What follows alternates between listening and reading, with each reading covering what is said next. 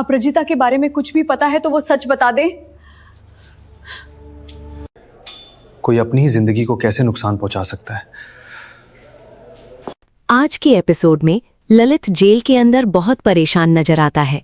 वो दिल से दुआ करता है कि अपराजिता जहां भी हो बस ठीक हो। उसके चेहरे पर साफ दिख रहा होता है कि अगर अपराजिता को कुछ भी हो गया तो वो खुद को कभी माफ नहीं कर पाएगा। उसी वक्त दूसरी तरफ रक्षित भी अजीब सी बेचैनी महसूस करता है। उसे बार बार लगता है कि अपराजिता उसके आसपास ही कहीं है। वो हर छोटी सी आवाज पर ध्यान देता है और अचानक उसे किसी तरफ से आवाज सुनाई देती है। वो इधर उधर देखने लगता है और सोचता है कि ये आवाज आखिर आ कहाँ से रही है।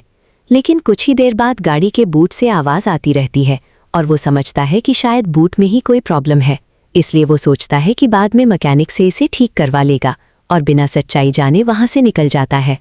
इसके बाद ललित भी अपराजिता को ढूंढते हुए उसका नाम लेकर पुकारता रहता है। उसी दौरान एक आदमी गाड़ी पर पड़ा डेंट देखकर पूछता है कि गाड़ी को क्या हुआ। ड्राइवर बताता है कि आज किसी ने गाड़ी को टक्कर मार दी थी और कल इसे ठीक करवा दिया जाएगा। ये बात सुनने के बाद सब लोग अपने काम में लग जाते हैं, लेकिन किसी को भी अंदाजा नहीं होता कि इस गाड़ी के बूट के साथ कितना बड़ा राज जुड़ा हुआ है। उधर अपराजिता की माँ ससुराल पहुंचकर टूट जाती है। वो अपनी समधन से हाथ जोड़कर कहती है कि उसे पता है दोनों के बीच पहले सब कुछ ठीक नहीं था, लेकिन अगर उन्हें अपराजिता के बारे में कुछ भी पता है तो वो सच बता दें। वो रोते हुए कहती है कि बस उसकी बेटी उसे वापस मिल जाए। ये सुनकर ललित की माँ भड़क उठती है और कहती है कि क्या उस पर शक किया जा रहा है। गुस्से और दर्द में वो कहती है कि अगर सब लोग उसे ही दोषी समझते हैं तो उसे मार ही दिया जाए। वो बार बार कहती है कि अपराजिता के बिना उसकी जिंदगी का कोई मतलब नहीं है। ललित तुरंत अपनी माँ को रोकता है और कहता है कि अपराजिता उसकी जिंदगी है, कोई अपनी ही जिंदगी को कैसे नुकसान पहुंचा सकता है।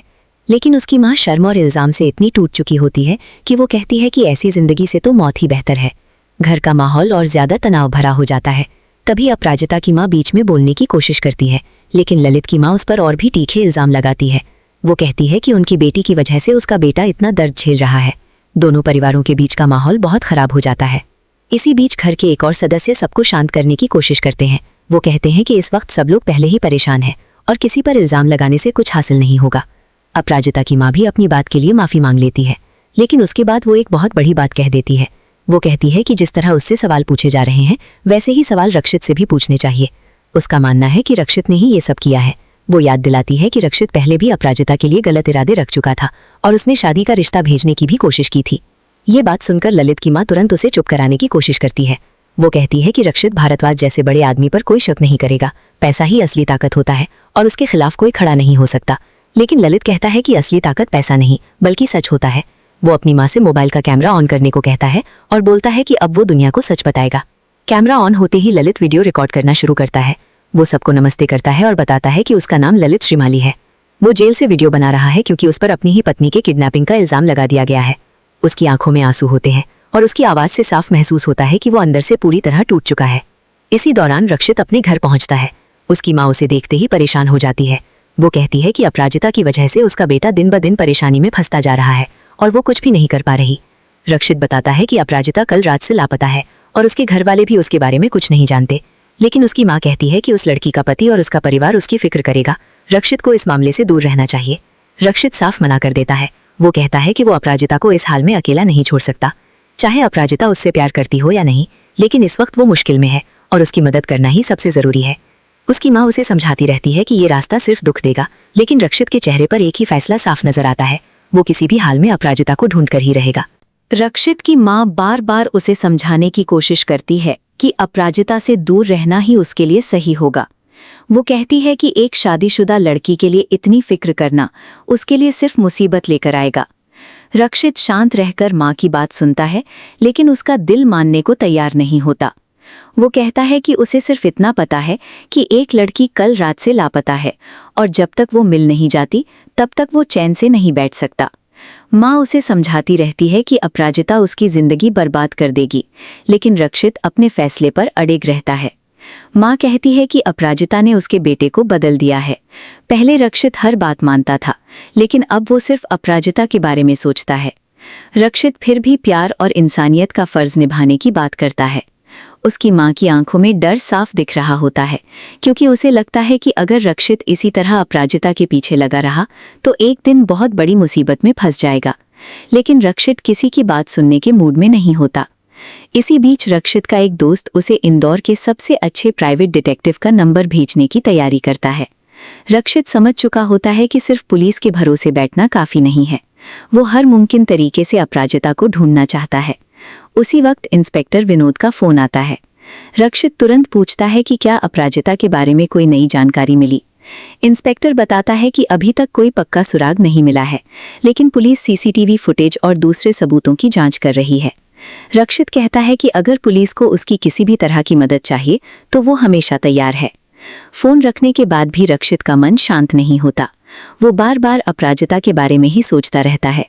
दूसरी तरफ उसकी माँ का गुस्सा और चिंता दोनों बढ़ते जा रहे होते हैं। वो अपनी एक रिश्तेदार से कहती है कि रक्षित हर रिश्ते को दिल से निभाता है और इसी वजह से वो अपराजिता के लिए इतना परेशान है।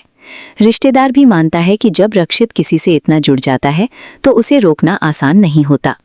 उधर रक्षित को अचानक अपराजिता की बातें याद आने लगती हैं। उसे याद आता है कि अपराजिता ने ऑफिस में उससे वादा किया था कि वो अगले दिन सुबह जरूर ऑफिस आएगी, लेकिन वो आई ही नहीं। रक्षित के मन में और भी ज्यादा बेचैनी बढ़ जाती है। वो खुद से कहता है कि पता नहीं क्यों उसे लग रहा है कि अपराजिता किसी बहुत बड़ी मुसीबत में है। इसी दौरान पहली बार अपराजिता होश में आती है। उसके सिर में बहुत तेज दर्द होता है।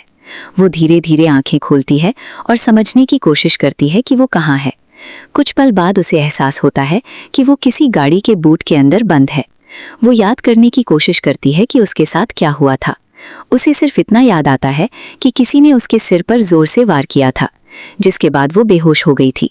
अब वो घबरा जाती है और बूट के अंदर से बाहर निकलने का रास्ता ढूंढने लगती है।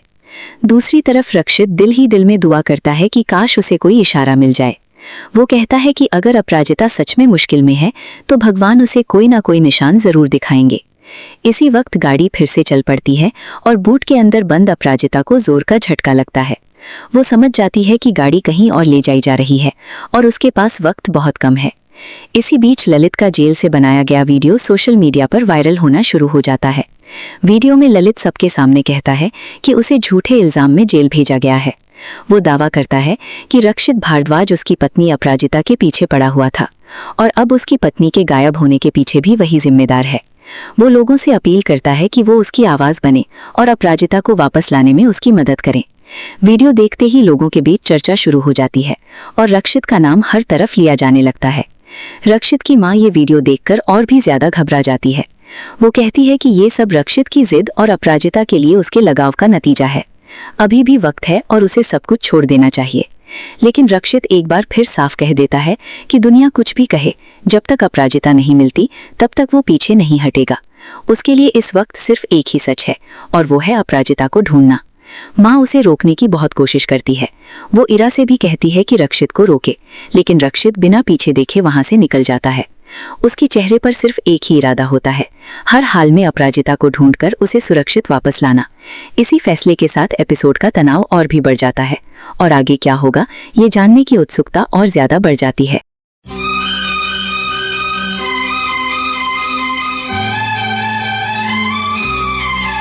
ना कोई दोष तेरा, ना कोई दोष मेरा,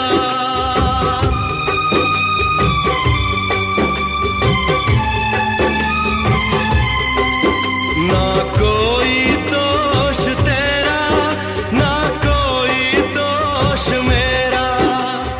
हक छीना है मुझसे, हक छीना है मुझसे मेरी तकदीर मेरा। ना कोई दोष तेरा, ना कोई दोष मेरा, ना कोई दोष तेरा, ना कोई दोष मेरा।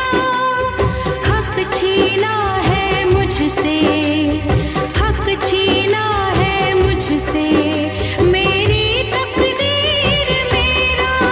ना कोई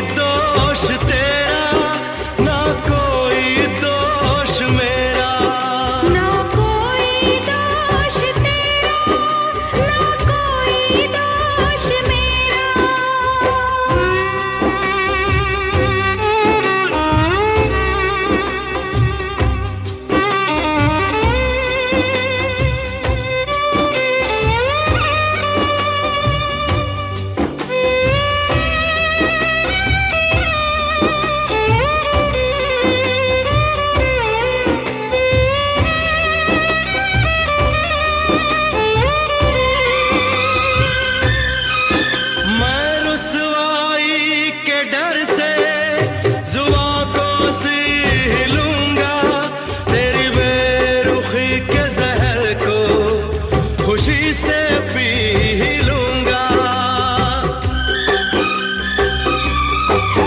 मैं रुसवाई के डर से जुबां को सील लूंगा। तेरी बेरुखी के जहर को खुशी से पी लूंगा। कैसे हमदर्द हैं ये, बने खुद गर्ज हैं ये, अपने कहलाने वाले बड़े बेदर्द हैं ये कैसी जिंदगी है, बना कोई न मेरा। ना कोई दोष तेरा, ना कोई दोष मेरा। ना कोई दोष तेरा, ना कोई दोष मेरा।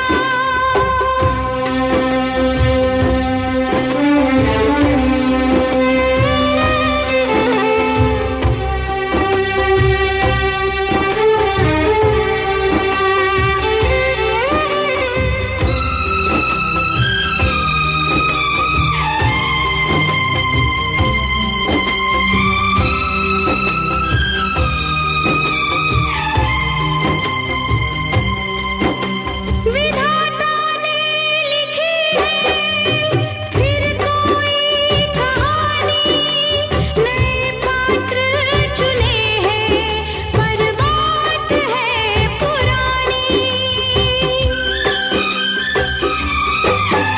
विधाता ने लिखी है फिर कोई कहानी, नए पात्र चुने हैं पर बात है पुरानी। भुला कर तलखियों को चाक दिल से लूंगा। अगर जीना पड़ा तो किसी ढंग जी लूंगा।